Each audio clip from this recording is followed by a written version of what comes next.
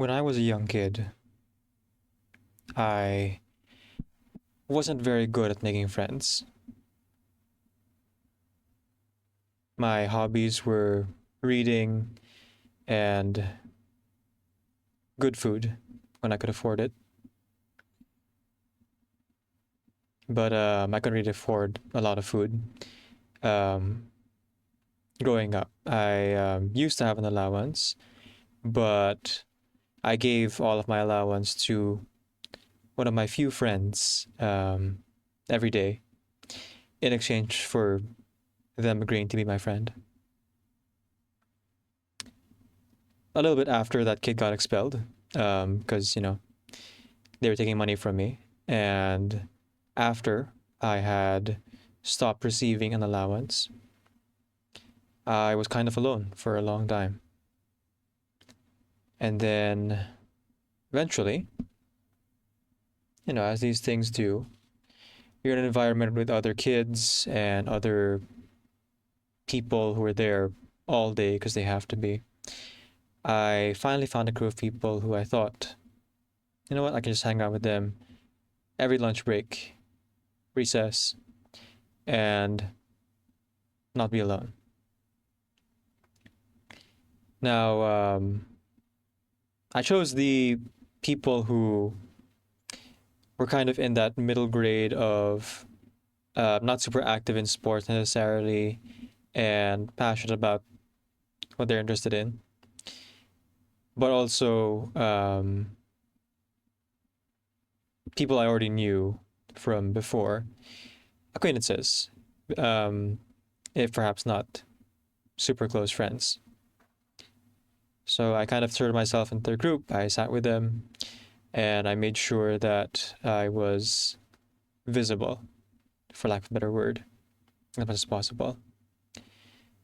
The group of friends that I sat with every day eventually, maybe because they felt sorry for me, or maybe because people who did know me in that group um, had some good memories from when we were younger.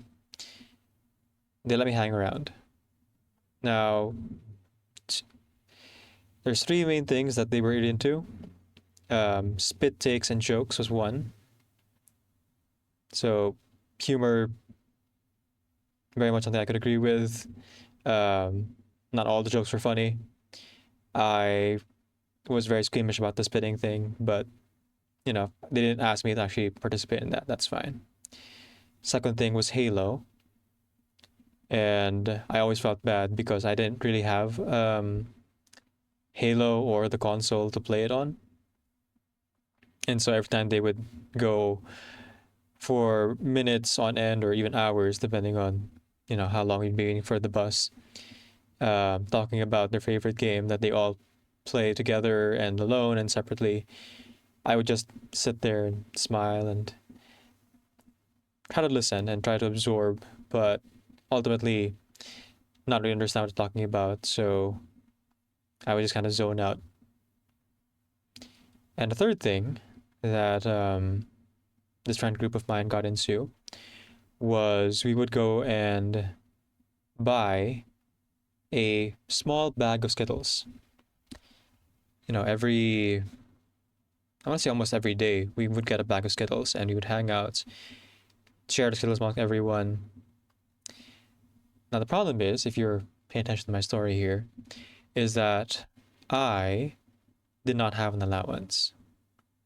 And so I would find whatever I could do to make sure that I could still pay to stay their friend.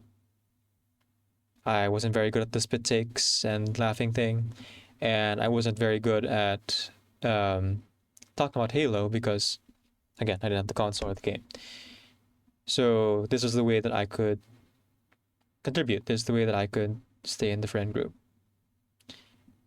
And, coming off of my previous friendship, with someone who was exploiting me for money, I didn't really understand why. All I knew was that I'd lost a friend.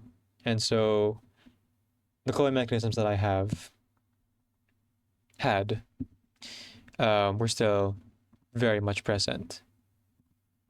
So, how does one make money in an environment where the only other source of funds is other children, right?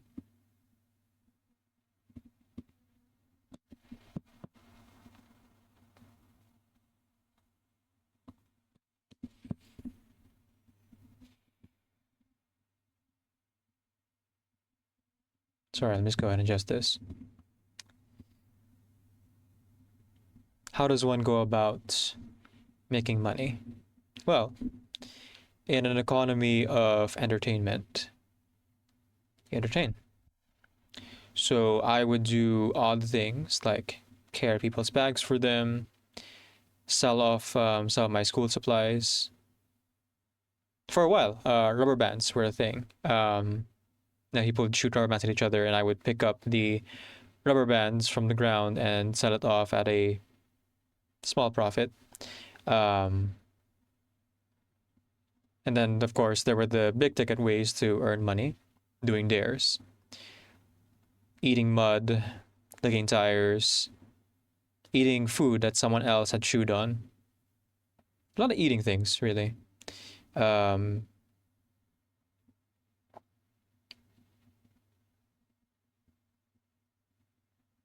I'm thinking of like other things that I would do later on in life, but not relevant to this particular story. But yeah, um, whatever I could just to afford to buy or to help pay for, because we did pool our money together. Um, those back to Skittles. The one thing that I could say for sure that connected me with these friends of mine, and the one way I could keep up, because again, I wasn't doing a very good job with everything else. And so, every now and again, I'd be able to buy Skittles with them, and I would feel secure knowing that I had bought my friendship. But deep down, I knew, and I think they knew too, that I wasn't really vibing with them.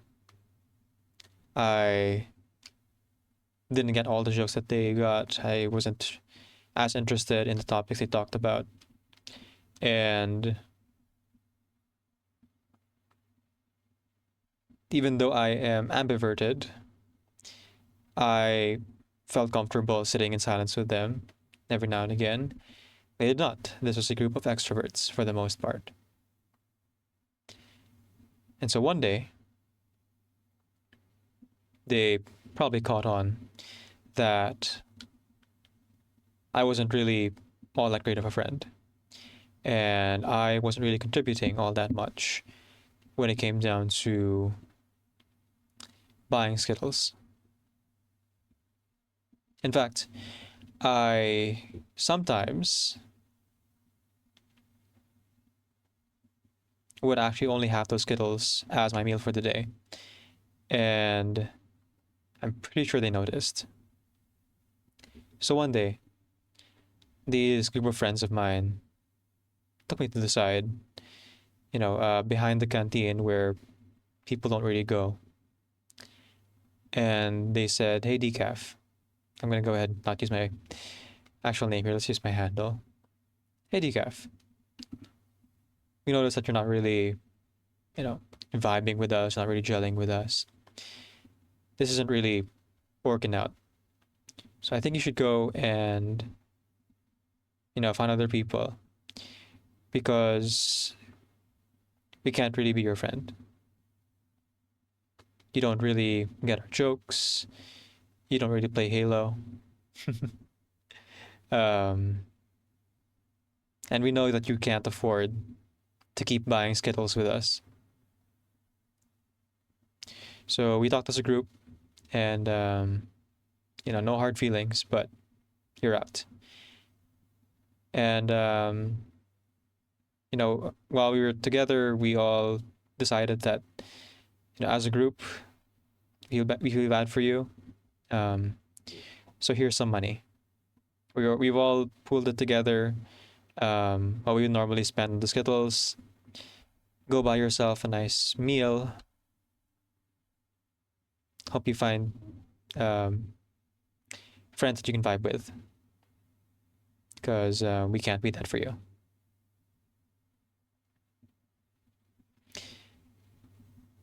And of course, I'm bawling my eyes out and I'm crying. But I learned from that experience.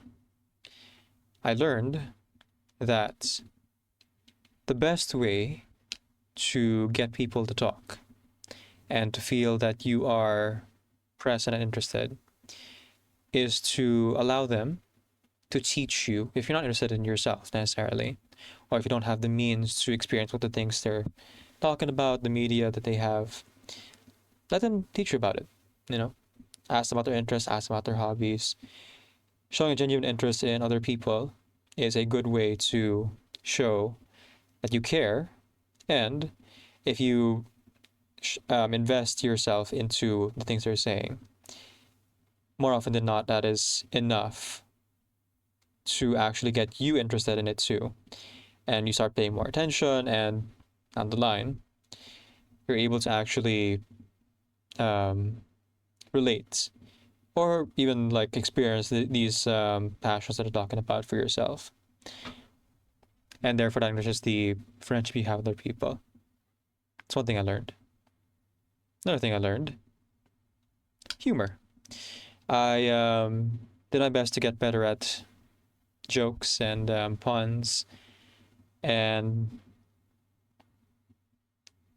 gauging people's reactions.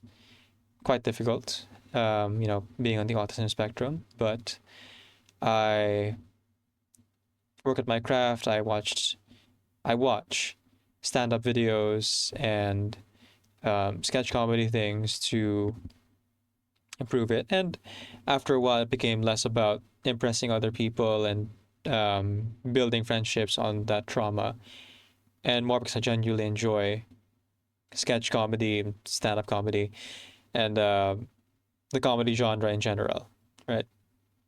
It's nice to laugh and process your experiences through these kind of like absurdist comedic lens. And the third thing I learned is that no matter how hard you try, friendship can't be bought. People can be paid to stay around for a bit, but at the end of the day, if you're not able to do things, vibe with them, then that friendship falls apart. Now, I know that sounds contradictory. I just said that friendship can't be bought, and then I tell you that, in my opinion, friendships fall apart when you don't have anything in common. That sounds transactional. But it is something that stays with me. There has to be some condition. There has to be some common point of interest, whether it be in each other's lives, hobbies, media. If there's nothing there to begin with, then it doesn't matter how much money you spend. They're going to leave you. Sorry, I shouldn't say you. I'm talking about myself here. Doesn't matter how much money I would spend. Doesn't matter how much I try to be interested in other people. If there is no connection there, and if I'm not doing my best to actually get invested, to spot those things we have in common, and then keep it going, keep these relationships going, then I know that my relationships will inevitably fall apart.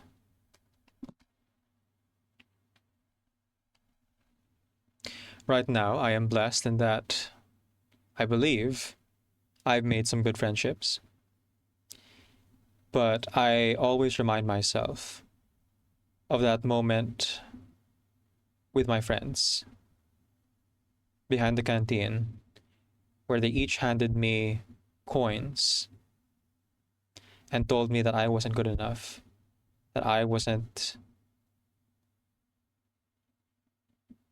the right fit to be a friend. And I remember that, and I keep in mind that relationships have to be constantly maintained, they have to be constantly built on. And if I stop for even a day, then things start to erode and eventually fall apart. So I'm going to keep on building. I'm going to keep on struggling so that I don't get abandoned as often as I do.